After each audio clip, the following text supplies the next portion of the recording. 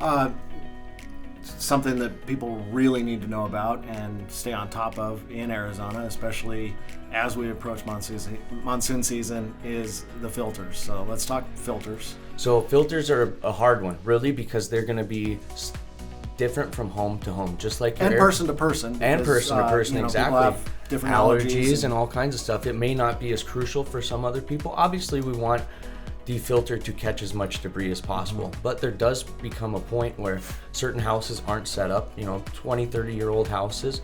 The ductwork wasn't the same as what it is in a new house today. So as you walk into a new 2024 house, you're going to see that there's multiple locations for filters per each system, which allows the machine to breathe a little bit better. So that allows us to go in there with a thicker filter. But if we're, a home that just has the minimum standard of return for one air conditioner and one return with one filter, typically you're going to want to go with a little bit thinner pleated filter that's going to breathe a little bit better. So it's very specific, and that's another good reason to have us out for just a general maintenance. So that way we can educate you on the equipment that you have, the filter you need, what's going to work best for your home, because like I said, every home's going to be just a little bit different. Hi, I'm Kenny Klaus, and this is State 48 Homeowner. Hey, my friend, welcome back to the State 48 Homeowner Podcast, and it's that time of year in Arizona. We have two seasons. It's either nice or it's the time of the year that we earn those nice winters. And it's getting to that point. It went from hot tub weather to not tub weather, and now we've got to prep for the time that gets really, really hot. So today we've got Robert Marcheski in here, owner-operator of Polair. How you doing, Robert? Great, thanks for having us on. So this is the time of year that people are calling you smartly before they start to call you in a panic.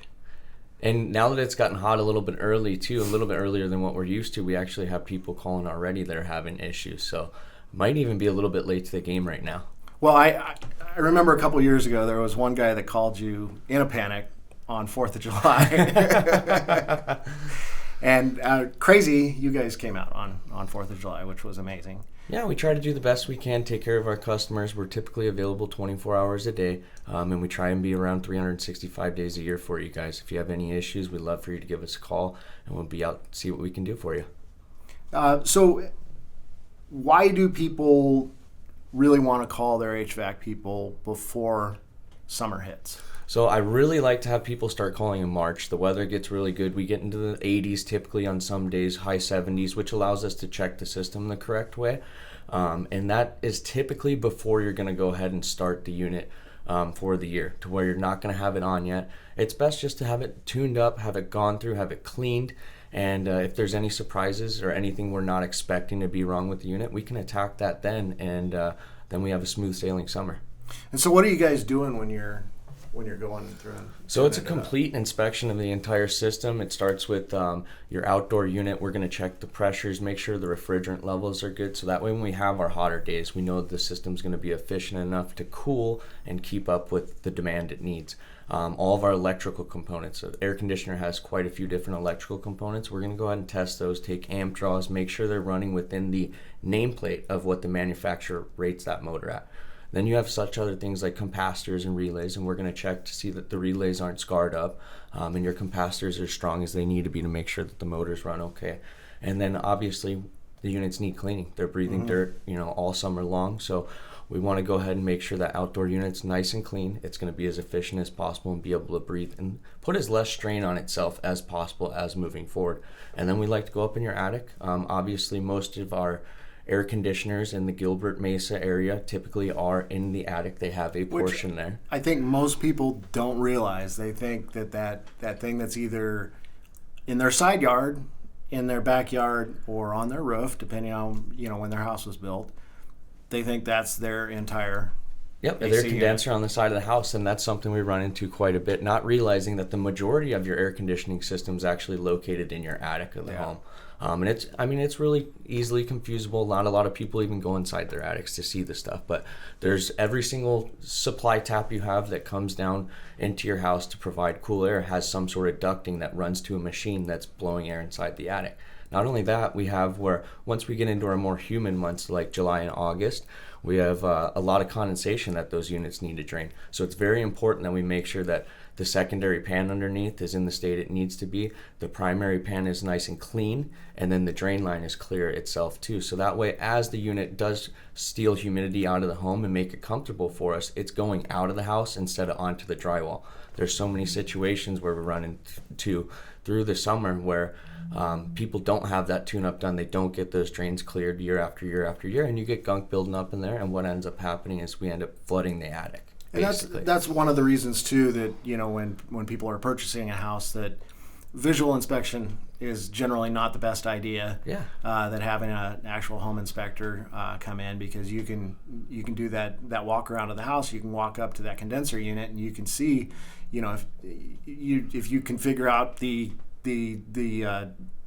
serial number there and figure out where the date is, you can figure out when that condenser unit was built. But that only tells you when the condenser unit was replaced. Exactly. It doesn't tell you about the rest of the unit. And there's a lot of inspectors that will then go up in the attic, and they'll actually recommend sometimes that, hey, you probably should have an actual HVAC technician come in and inspect this and tell you how good this unit is doing, especially if the splits are way off. And in Arizona too, especially with how hot we are and how much demand there is on the unit, a home inspection typically is through the entire home, but it's not going to be centered on the HVAC system. So any time a house is sold, it's really good to spend just a little bit of extra money to have an actual HVAC contractor out there, identify how old the unit is, if the unit matches the indoor and outdoor, if something was replaced, you know, at some time. We have all that factual information for you. So when you now go forward moving into your new home, you know that the air conditioner is going to work. You know you're going to make it through summer. There's been multiple times where we've had where, home inspector may have missed something, or just in general bad luck, and somebody's moving into a new home and the air conditioner breaks because it's the middle of summer and all the doors are open, right, when we're moving inside our new house. So what the air conditioner does is runs and runs and runs. And if it's not in good state, it's not healthy, we're going to have an issue. So the biggest thing is making sure that if there is any issues, that they're targeted and taken care of really before we get into that house in that aspect. So I would always, any sale of a home, recommend having a separate HVAC inspection from your home inspection. Okay.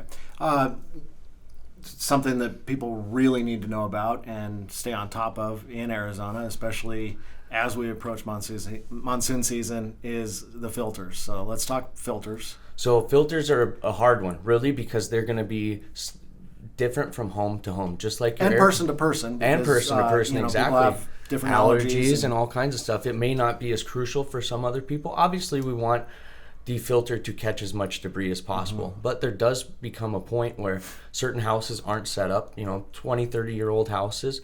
The ductwork wasn't the same as what it is in a new house today. So as you walk into a new 2024 house, you're going to see that there's multiple locations for filters per each system, which allows the machine to breathe a little bit better. So that allows us to go in there with a thicker filter. But if we're, a home that just has the minimum standard of return for one air conditioner and one return with one filter, typically you're going to want to go with a little bit thinner pleated filter that's going to breathe a little bit better. So it's very specific, and that's another good reason to have us out for just a general maintenance. So that way we can educate you on the equipment that you have, the filter you need, what's going to work best for your home, because like I said, every home's going to be just a little bit different. And I like to instead of just going to the grocery store and picking them up, I really like to either go to Home Depot and get a huge box of them, or go to Amazon and just get a huge box of them, and always have them in the garage, because absolutely every you never know. Every month or two, sometimes in the summer you might have to do them, and then in the winter it might be every few months. Exactly, and that's the other thing. If you look up and you're not seeing white or gray, depending on the color of the filter, you're seeing a different color. It's time, exactly. And that's something that, it's easy for us to forget about. The average consumer is not an HVAC technician. You're not always looking up. Yeah, they're not going to be looking up at their ceiling. And it's something where once you kind of understand how much demand you put on your air conditioner and how clean your house is, you're going to be able to kind of figure out, hey, you know what? We have customers that change them every 2 weeks. We have customers that change them every 6 weeks. We have people that go 90 days without changing them. So it really depends, again, house to house to house, but it's something to definitely pay attention to. And then, like you said, during the winter, you might change the filter one time. You really don't need it because, as we all know, we're not using the heat too much in winter, but we do have those cold days. Yeah, and if you're somebody that keeps your Arcadia doors open for a period of time during the day, if you've got if you're opening up your windows during a point of the day. If you've got a doggy door. If you're like me, my house faces the south, up against the Indian reservation. There's nothing south of me but reservation. I do have a doggy door. There's a little bit more dust coming into Absolutely. my house and even through the vents in the attic. And so I'm going to need to change mine probably more frequently than somebody that's in North Gilbert. And that's a good point too, just with the outdoor units, let's think about. So the outdoor units are constantly sucking air across the coil, right? And right now there's so much construction throughout the entire valley, especially throughout the Southeast Valley. Yeah. So what's something that's very important? We need to come out and we need to clean those coils, because you may not realize it and think, hey, I just had those guys out last year. It's not a big deal. The system ran great all summer. The heat worked great. I'm just going to go for it. All the construction dust that's going around is getting crammed in these coils and blocking them tight. And to the eye, it may not be able to be something that you can see, but when you really look in there, you should be able to see daylight through your coils if you look up through the fan motor. So a lot of people are not going to be able to see that just through general use and then the amount of air quality that we have right now. Stick around with us for just a second. We're going to talk about how to deal with those hot spots throughout the house.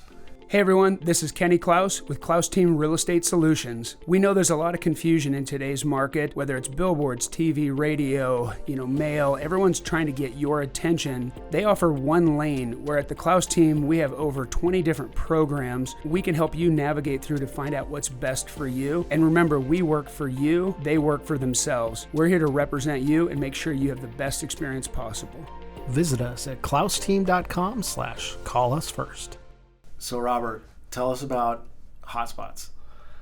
And that's something that we run into all the time. And there is a lot of different solutions for it. Typically houses, especially houses that were built, let's say 2010 and before, are going to have less of those returns that we were talking about. So when we're talking about hotspots, we're talking about living room.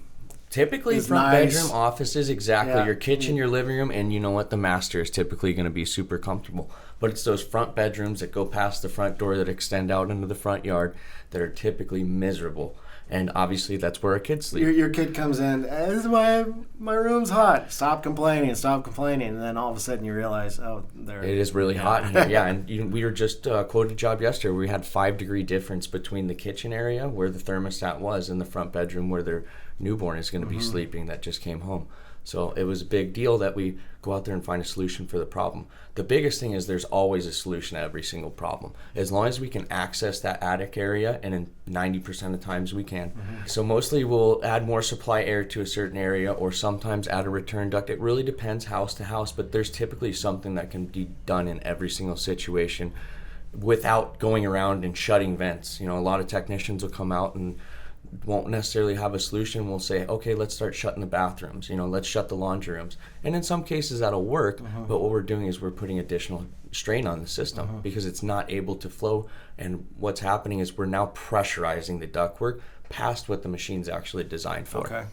Moving forward too is typically it's not a super financially expensive thing to do also. We're able to do duct mods and make them affordable, honestly, for people. So fixing those hot rooms without adding another air conditioner to the home is something that's definitely possible in most cases. So what if there's not a lot of space in the attic to run new ductwork? Typically what we'll do then is we'd have to figure out some way to bring the ductwork over. If it is available, great, we'll be able to make it happen. Maybe even cutting an access area in that and then re-drywalling and trimming around that is something we've done in the past. But they do also have ductless air conditioners is another thing. If we have no possibility of modifying the ductwork, typically what I'd recommend is going with the ductless machine, which is basically as it says. It doesn't have ductwork that runs off of it. It has a air handler that'll be mounted somewhere in your hot spot, your hot room, your hot office, and then you'll have an additional outdoor unit that basically is going to feed that indoor unit and cool the space. That now allows us to take the ductwork from the central air conditioning system and delete it from the bedroom. So now the rest of the home has a little bit more air conditioning too. So there's positives there also. So we're talking about doing updates and checkups in the spring. That's not the only time we should be doing it.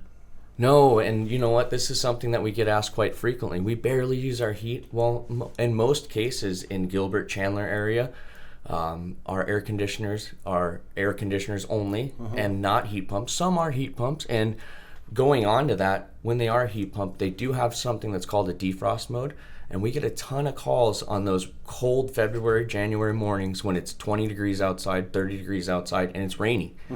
Because the unit starts to freeze up outside, and we have something called a defrost cycle for a heat pump. Well, we need to make sure that defrost cycle works, but we can't do that during the spring tune-up. So what's important is that we're out there to go ahead and on that cold day, you're not going to have no heat. And then another thing is most of the houses, like I was saying, in the Gilbert, Mesa, Chandler area, they're gas furnaces. So it has nothing even to do with air conditioning. We're out to do your air conditioner during the springtime, but then we have a live flame in the attic during winter. So it's very important that we make sure that all of our safeties, rollout switches, inducer fan motors, everything is operating to prevent poisonous gas from entering the home and causing danger to our family.